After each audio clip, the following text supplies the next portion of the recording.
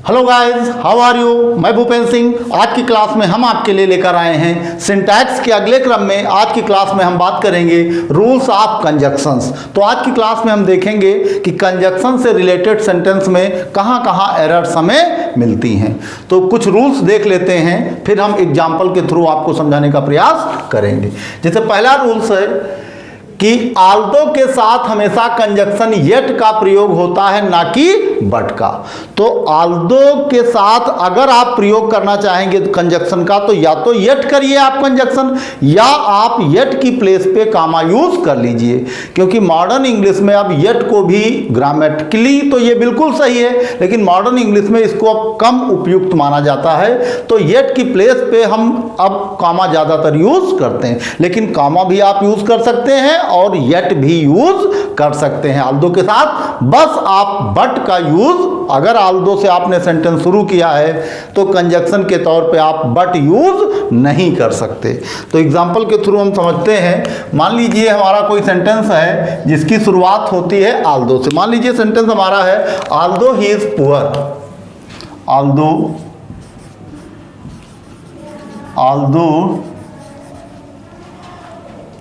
he is poor, although he is poor।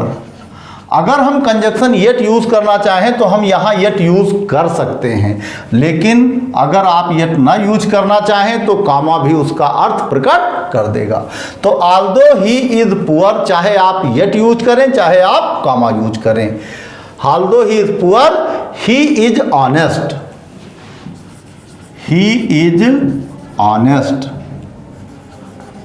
यद्यपि वो गरीब है फिर भी वो ईमानदार है। यद्यपि वो गरीब है फिर भी वो ईमानदार है। तो चाहे आप इसको ऐसे भी लिख सकते थे, although he is poor yet फिर भी ही इज ऑनेस्ट। यद्यपि वो गरीब है फिर भी वो ईमानदार है। अगला रूल है अनलेस अथवा अनटिल का प्रयोग करने के बाद उसी क्लाज में नॉट का प्रयोग नहीं होना चाहिए। अमूमन होता क्या, अनलेस ऑलरेडी निगेटिव वर्ड है और अनलेस के साथ यदि आप नॉट यूज कर लेते हैं तो अनलेस भी आपने एक निगेटिव वर्ड यूज कर लिया, नॉट भी यूज कर लिया, तो सेंटेंस फिर वो निगेटिव में नहीं रह पाता। तो अनलेस अगर आपके सेंटेंस में आप अनलेस आ गया है तो फिर आप नॉट यूज नहीं करेंगे उस क्लाज में। दूसरी क्लाज में तो आप नॉट यूज कर सकते हैं, लेकिन उस क्लाज में, जिस क्लाज में आपने अनलेस से जो क्लास शुरू की है, उस क्लास में आप निगेटिव का सिंबल अर्थात नॉट यूज नहीं करेंगे।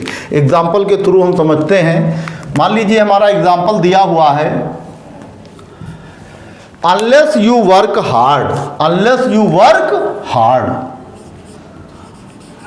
अनलेस यू वर्क हार्ड, अर्थात जब तक आप कठिन परिश्रम नहीं करोगे you can not get success. You can not get success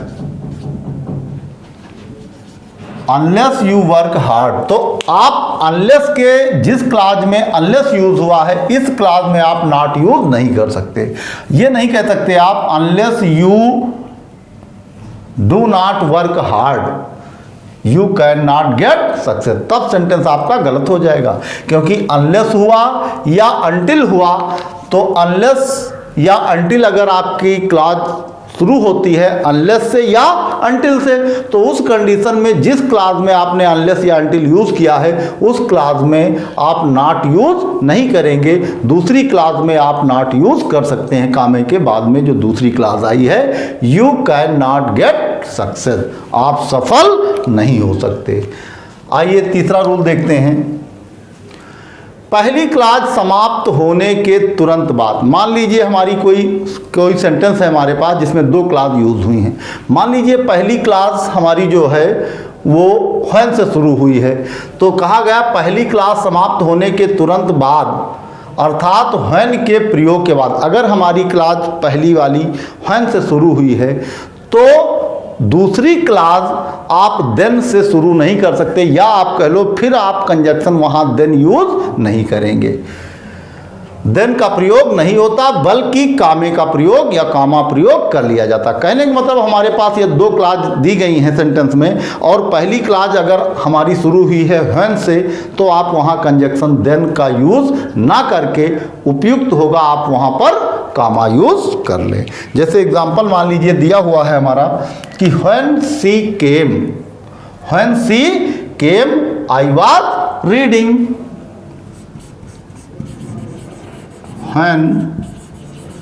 when she came, जब वो आई, when she came, comma I was reading. एक चीज और ध्यान रखते हैं कि अगर ये पास्ट टेंस में है तो बाद वाली क्लास भी पास्ट टेंस में होनी चाहिए।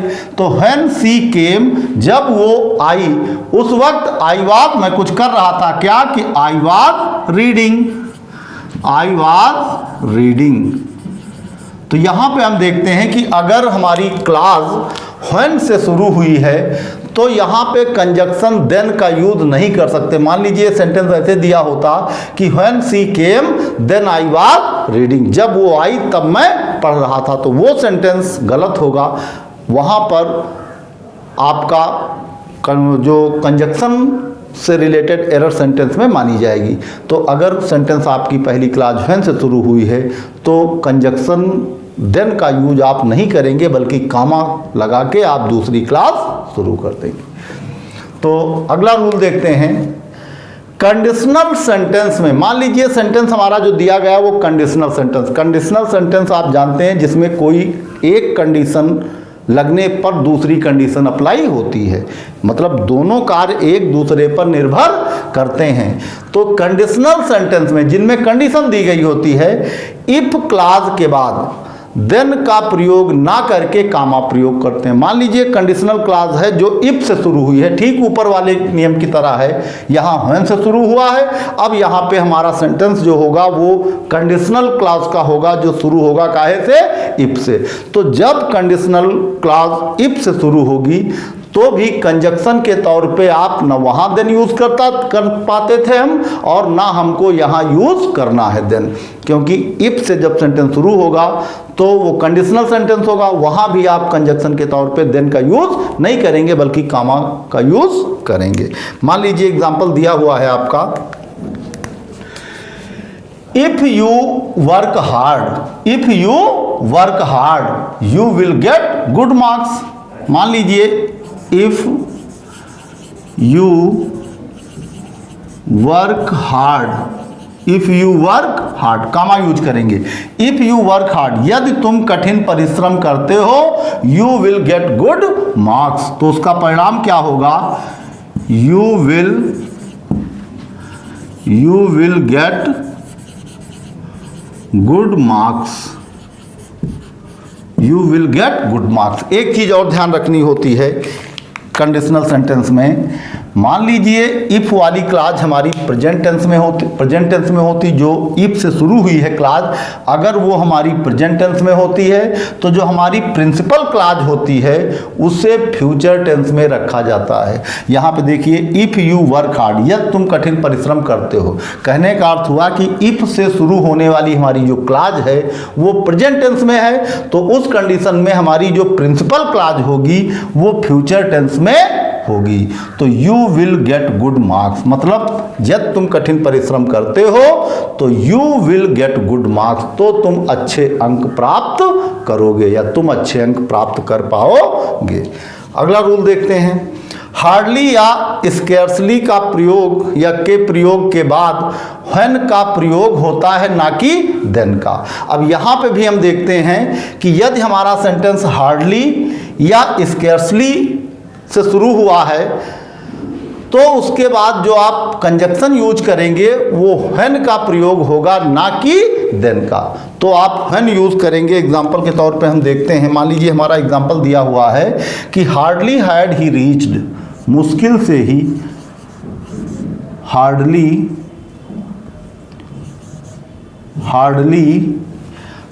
Had he reached, hardly had he reached the station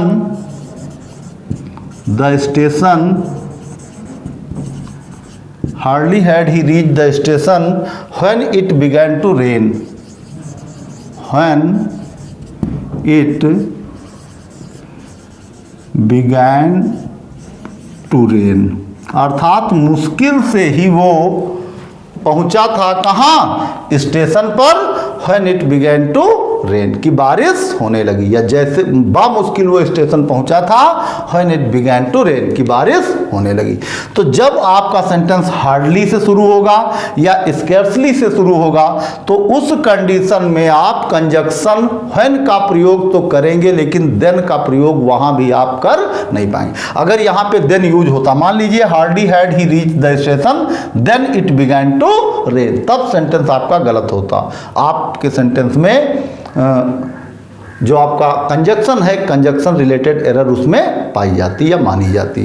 तो जब हार्डली या स्कैर्सली सेंटेंस शुरू होगा उस कंडीशन में आप कंजक्शन व्हेन का यूज करेंगे, ना कि देन का। तो ये कुछ रूल्स हैं और उन रूल्स से रिलेटेड कुछ एग्जाम्पल हैं जिनकी मदद से हमने आपको कंजक्शन से रिलेटेड नियम समझाने का प्रयास किया है। तो आइए कुछ और रूल देख लेते हैं। अगला रूल है, जब कई वस्तुओं के बारे में सामूहिक या अलग अलग रूप से कुछ कहा जाता। मान लीजिए किसी सेंटेंस में कई सारी वस्तुएं हैं या कई सारे लोग हैं जिनको मेंशन किया गया है, तो जब सामूहिक रूप से अलग अलग रूप से कुछ कहा जाता है तो कंजक्शन अंतिम वस्तु से पूर्व प्रयुक्त होता है।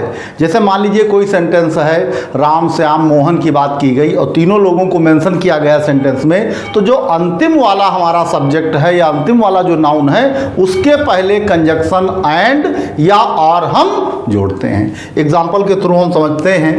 मान लीजिए एग्जाम्पल हमारा दिया हुआ है पहला कि he eats drinks and sleeps, या will you like to read. मान लीजिए एग्जाम्पल दिया है will you like to read, will you like to read a novel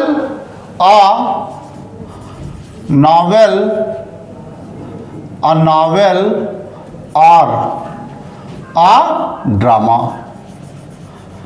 क्या तुम एक नॉवेल या ड्रामा पढ़ना पसंद करोगे? तो यहाँ पे हम पाते हैं कि कंजक्शन हमारा यूज हुआ है आर। तो आर यहाँ पर चूंकि दो वस्तुओं को मेंशन किया गया था, एक नॉवेल को और एक ड्रामा को, तो कहा गया कि कंजक्शन जो हमारा आर है, ऐड है, जो भी या यूज करेंगे हम, तो वो कंजक्शन सबसे अंतिम वाले वस्तु से ठीक पूर्व हम कंजक्शन यूज करते हैं। दूसरा एग्जांपल देखते हैं। मान लीजिए सेंटेंस हमारा दिया हुआ है कि ही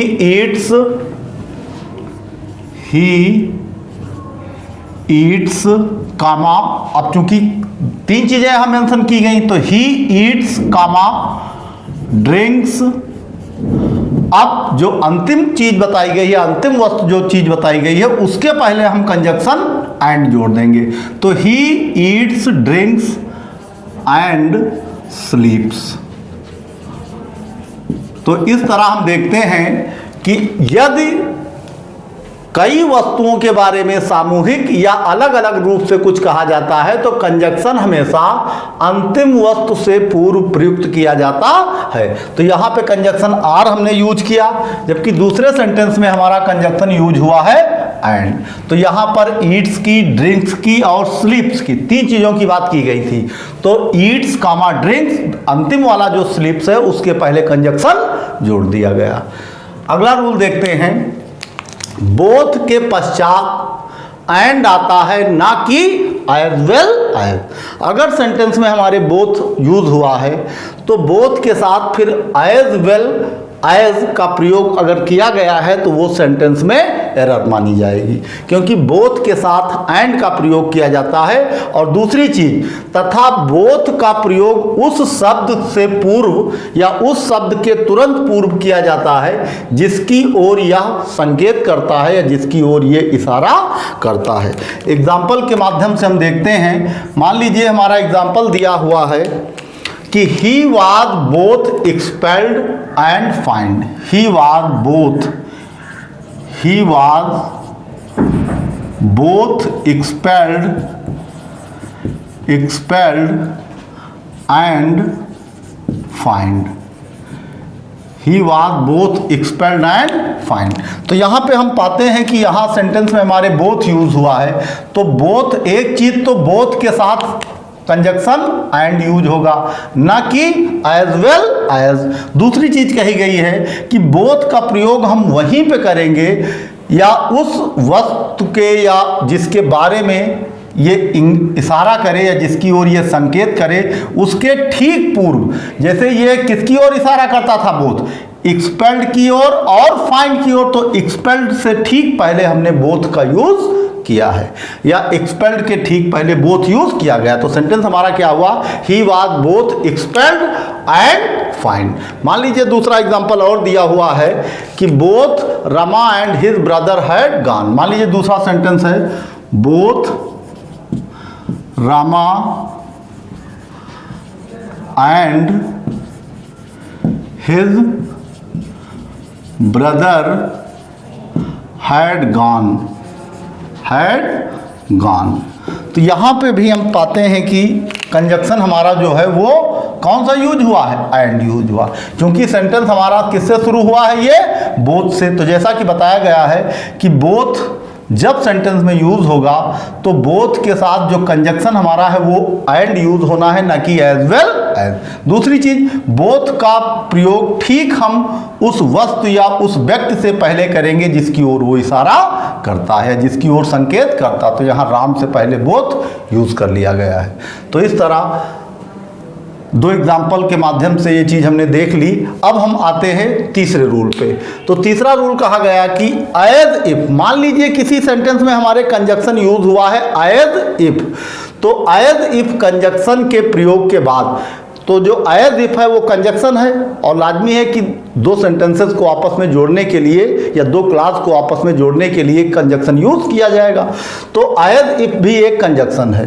एज इफ कंजक्शन के प्रयोग के बाद जो दूसरी क्लास में वर का प्रयोग होता है, कहने का अर्थ हुआ कि जब हम कंजक्शन एज इफ का प्रयोग करेंगे तो एज इफ के प्रयोग के बाद जो हमारी दूसरी क्लाज जुड़ेगी एज इफ से, तो उस क्लाज का जो सब्जेक्ट होगा, चाहे वो सिंगुलर हो और चाहे वो प्लूरल हो, उसके साथ हेल्पिंग वर्ब हमेशा वर ही यूज होती है। अगर हमारा सेंटेंस प्रेजेंट टेंस में है, अगर दिया हुआ सेंटेंस हमारा प्रेजेंट टेंस में है, तो एज इफ के बाद जो दूसरी क्लास आती है उसमें वर्ब के तौर पे वहां हम वर ही यूज करते हैं, भले ही दूसरी क्लास का सब्जेक्ट सिंगुलर ही क्यों ना हो, चाहे सिंगुलर हो चाहे प्लूरल हो। यहाँ पे वर्ब या हेल्पिंग वर्ब हमारी वर ही यूज की जाएगी। बच्चों को देखने में थोड़ा, अभी एग्जांपल के माध्यम से हम समझते हैं, देखने में बच्चों को ये चीज़ थोड़ा अजीब सी लगती है, लेकिन हम एग्जांपल के थ्रू समझाने का प्रयास करते हैं। मान लीजिए अगला एग्जांपल है he looks as if. He looks as if, वो दिखता है, और एज इफ का अर्थ होता है मानो की। तो he looks as if he were a prince. As if he were a prince. तो यहां पे हम पाते हैं कि कंजक्शन हमारा यूज हुआ है एज इफ। तो ही लुक्स, वो दिखता है, एज इफ मानो कि ही वर अ प्रिंस, मानो कि वो एक राजकुमार हो, मतलब वो ऐसे बना ठना है या ऐसे दिखता है मानो वो एक राजकुमार हो। तो यहाँ बच्चे कंफ्यूज रहते हैं वर को देखकर, वो कहते हैं कि यहाँ भी सब्जेक्ट ही है, यहाँ भी सब्जेक्ट ही यूज हुआ है, तो आखिर ये जो हमारी हेल्पिंग वर्ब है या जो वर्ब है वो प्लूरल की क्यों यूज की गई, वर क्यों यूज हुआ, वाज क्यों नहीं। तो इसके लिए हम आपका कंफ्यूजन दूर कर दें कि अगर एज इफ कंजक्शन यूज होता सेंटेंस में, तो फिर बाद वाली क्लास जो होती है उसका सब्जेक्ट चाहे सिंगुलर हो और चाहे प्लूरल हो। हेल्पिंग वर्ब या जो वर्ब ये यूज होती, यहाँ पे वर ही यूज होगी, ना कि वाज। एक चीज। दूसरी चीज, ये वर यूज होगी केवल उस कंडीशन में जब दिया हुआ पहली क्लास का जो सेंटेंस है वो प्रेजेंट टेंस में है। ये कब होगा? जब ये प्रेजेंट टेंस में है पहली क्लाज, तो एज इफ से जुड़ने वाली जो क्लाज है उसमें वर यूज किया जाता। मान लीजिए पहली क्लाज हमारी पास्ट टेंस में है, तो उस कंडीशन में यहां वर की प्लेस पे हम हैड बीन जोड़ देते हैं। तो इस चीज को आप ध्यान रखिएगा। तो एक एग्जांपल ये हुआ। मान लीजिए दूसरा एग्जांपल और है कि he speaks English fluently as if he were a foreigner. वो इंग्लिश इतनी फर्राटेदार बोलता है कि मानो कि वो एक अंग्रेज हो। He speaks English fluently as if he were a foreigner. तो ये एग्जांपल देख लिया हमने। अब आइए अगला रूल देखते हैं। यदि दिए गए सेंटेंस में हमारे लेस्ट कंजक्शन यूज हुआ है, तो लेस्ट कंजक्शन के बाद अगर सेंटेंस में लेस्ट कंजक्शन यूज हुआ तो लेस्ट के साथ हमेशा शुड यूज होता है। इसके अलावा शुड के अलावा दूसरा कोई वर्ड यूज नहीं हो सकता। अगर लेस्ट में कंजक्शन यूज हुआ तो उस लेस्ट कंजक्शन के साथ शुड का होना अनिवार्य है। एग्जाम्पल के थ्रू हम देखते हैं। जैसे सेंटेंस कहा गया work hard, work hard, work hard, कठिन परिश्रम करो। लेस्ट, अब कंजक्शन यहाँ कौन से जोड़ दिया हमने? यहाँ कंजक्शन जोड़ दिया गया लेस्ट। तो लेस्ट यू, अब यू के बाद हमेशा शुड ही यूज होगा। यहाँ पे अगर शुड के अलावा कोई चीज यूज हुई तो सेंटेंस आपका इनकरेक्ट होगा। तो वर्क हार्ड, कठिन परिश्रम करो, लेस्ट कहीं ऐसा ना हो यू शुड फेल, कि तुम क्या हो जाओ? फेल हो जाओ। तो इस तरह हम पाते हैं कि दिए गए सेंटेंस में कंजक्शन लेस्ट यूज हुआ है, और जहां सेंटेंस में लेस्ट यूज होगा कंजक्शन के तौर पे, तो वहां लेस्ट के साथ शुड अनिवार्य रूप से प्रयुक्त होता। तो ये कुछ रूल्स हुए, उन पे आधारित ये कुछ एग्जाम्पल हुए जो आपको समझने में मदद करेंगे कंजक्शन से रिलेटेड रूल्स को। आइए देखते हैं आगे कुछ रूल्स और देख लेते हैं। सो दैट का अर्थ है ताकि, इससे एडवर्ब क्लॉज ऑफ पर्पस बनती है। तो कुछ एग्जाम्पल के माध्यम से हम समझने का प्रयास करते हैं। तो मान लीजिए सेंटेंस हमारा दिया हुआ है कि I shall nurse him, I shall nurse him so that, I shall nurse him so that he may live, so that he may live, so that he may live। अब यहां पे हम देख पा रहे हैं कि कंजक्शन हमने यूज किया है सो दैट। कंजक्शन हमारा क्या यूज हुआ है? So that. तो सो दैट जो होता है ये एडवर्ब क्लॉज ऑफ पर्पस बनाता है, एडवर्ब क्लॉज ऑफ पर्पस बनती। तो इसमें देखना आपको ये होता है कि अगर आपकी जो प्रिंसिपल क्लॉज है अगर वो प्रेजेंट टेंस या फ्यूचर टेंस में है, जैसे यहाँ हमारी प्रिंसिपल क्लॉज क्या है? आई शैल नर्स हिम, ये हमारी प्रिंसिपल क्लॉज है, और इससे जुड़ी हुई एक दूसरी क्लॉज है सो दैट से जुड़ी हुई। तो जब हमारी प्रिंसिपल क्लॉज प्रेजेंट टेंस में होगी या फ्यूचर टेंस में होगी तो दूसरी क्लॉज में हम मे का यूज करेंगे। लेकिन मान लीजिए हमारी प्रिंसिपल क्लॉज प्रेजेंट या फ्यूचर में ना होकर के ये क्लॉज हमारी पास्ट में दी गई है, तो उस कंडीशन में जो दूसरी क्लॉज में मे हमने यहां यूज किया है उसकी प्लेस पे हम माइट यूज करेंगे। तो दूसरे एग्जांपल में देखते हैं आप, तो क्लियर हो जाएगी ये चीज। मान लीजिए सेंटेंस हमने यही सिलेक्ट किया। अब इसमें हमने कहा कि आई नर्स्ड हिम, आई नर्स्ड हिम, आई नर्स्ड हिम, मैंने उसकी देखभाल की। सो दैट अब यहां हम देख पा रहे हैं कि हमारी जो प्रिंसिपल क्लॉज है वो उसको हमने रख दिया पास्ट टेंस में। तो जब प्रिंसिपल क्लॉज पास्ट टेंस में है तो सो दैट ही, अब हम मे ना यूज करके माइट यूज करेंगे, so that he might live, so that he might live. इस तरह हमारा सेंटेंस पूरा हुआ। तो जब प्रिंसिपल क्लॉज प्रेजेंट टेंस में होगी तो दूसरी क्लॉज में आप मे का यूज करेंगे, लेकिन जब प्रिंसिपल क्लॉज आपकी पास्ट टेंस में होगी तो दूसरी क्लॉज में आप माइट का यूज करेंगे। आइए अगला रूल देखते हैं। नो सूनर के पश्चात देन का प्रयोग होता है। अगर कहीं आपने नो सूनर का यूज किया तो नो सूनर के साथ आपको देन का यूज करना होगा। मान लीजिए सेंटेंस आपका दिया हुआ है, no sooner did he return, no sooner did ही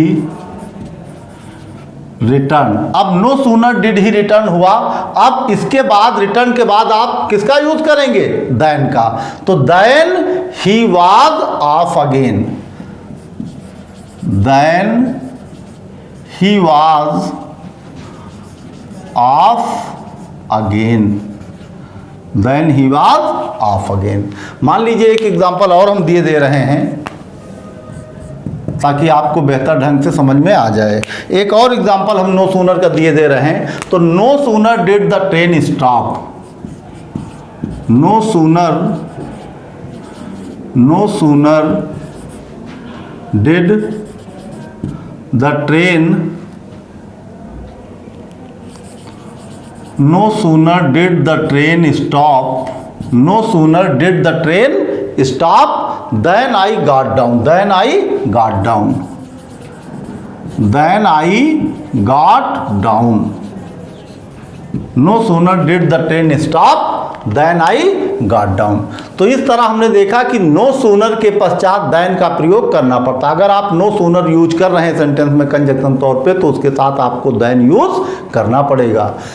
अगला देखते हैं सेंटेंस, अगला रूल क्या कहता है कि देन से पहले कंपैरेटिव डिग्री के एडजेक्टिव या एडवर्ब का प्रयोग होता है।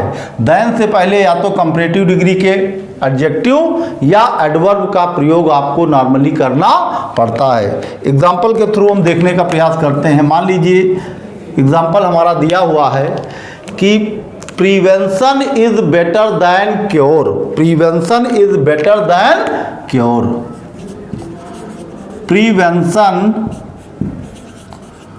Is better than, prevention is better than cure. तो यहां पे हम पाते हैं कि दैन से पहले कंपैरेटिव डिग्री के एडजेक्टिव का प्रयोग किया गया। तो जो देन के पहले एडजेक्टिव यूज हुआ है वो किस डिग्री का है, कंपैरेटिव डिग्री का। गुड, बेटर, बेस्ट होता है, तो जो एडजेक्टिव हमारा है वो किस डिग्री का यूज हुआ है, कंपैरेटिव डिग्री का। किसके पहले, देन के पहले, तुलना में। और दूसरा एग्जाम्पल भी हम देख लेते हैं। मान लीजिए एक एग्जाम्पल और देख लीजिए जिससे आपकी समझ में बेहतर ढंग से आ पाए। तो जैसे दूसरा एग्जाम्पल मान लीजिए दिया हुआ है कि he is later than I expected, he is later than I expected, he is later than I expected, वो देर की उसने, या he is later than I expected, जितनी मैंने एक्सपेक्ट की थी उससे कहीं ज़्यादा वो लेट रहा, लेटर देन आई एक्सपेक्टेड, जितनी मैं आशा करता था उससे कहीं ज़्यादा वो लेट है। अगला रूल देखते हैं कि जब एक मूड की दो भिन्न भिन्न क्रियाएं अलग अलग सर्कमस्टेंसेस में जोड़ी जाएं, मतलब एक मूड की दो क्रियाएं हों लेकिन वो अलग अलग सर्कमस्टेंसेस में एक साथ जोड़ी जाएं, तो सब्जेक्ट अलग अलग प्रयोग होता है। तो दोनों में सब्जेक्ट, मतलब दोनों क्लास में सब्जेक्ट अलग अलग यूज होता है। एग्जाम्पल के थ्रू हम समझते हैं। मान लीजिए एग्जाम्पल हमारा दिया हुआ है कि he was just, he was just in time, he was just in time yesterday, he was just in time yesterday, but यहाँ पे कौन सा कंजक्शन जोड़ा गया, but he was just in time yesterday, but I was a bit late today, वो तो कल समय से था, या ही was just in time yesterday, कल वो समय पे था, but I was a bit late today, कल तो वो सही समय पर आया था लेकिन मैं आज थोड़ा देर हो गई, I was a bit late today, लेकिन मैं आज थोड़ा लेट हूँ। तो इस तरह हमने देखा कि यहाँ पे कंजक्शन कौन सा यूज किया गया है, बट। तो जैसा कि कहा गया है कि जब एक मूड की दो भिन्न भिन्न क्रियाएं अलग अलग सर्कमस्टेंसेस में एक साथ जुड़ती हैं तो दोनों में सब्जेक्ट अलग अलग होते हैं। यहाँ पे हम पाते हैं यहाँ सब्जेक्ट हमारा क्या है, ही। इस सेंटेंस का सब्जेक्ट यहाँ क्या है, ही, जबकि इस सेंटेंस जो दूसरी क्लास है उसका सब्जेक्ट हमारा आई है। तो इस तरह ये कुछ रूल्स हुए जिनके माध्यम से हम कंजक्शन से रिलेटेड यूज या कंजक्शन से रिलेटेड सेंटेंस में एरर्स कहाँ कहाँ फाइंड हो सकती हैं, उनको जब हम रूल्स जानेंगे तब हम ईजिली दिए गए सेंटेंसेस में जो कंजक्शन से रिलेटेड एरर्स होंगी उनको ईजिली हम फाइंड आउट करके उन्हें दूर कर पाएंगे। हम आशा करते हैं वीडियो आपको पसंद आई होगी। हम फिर मिलेंगे नेक्स्ट क्लास में नेक्स्ट टॉपिक के साथ। तब तक के लिए धन्यवाद।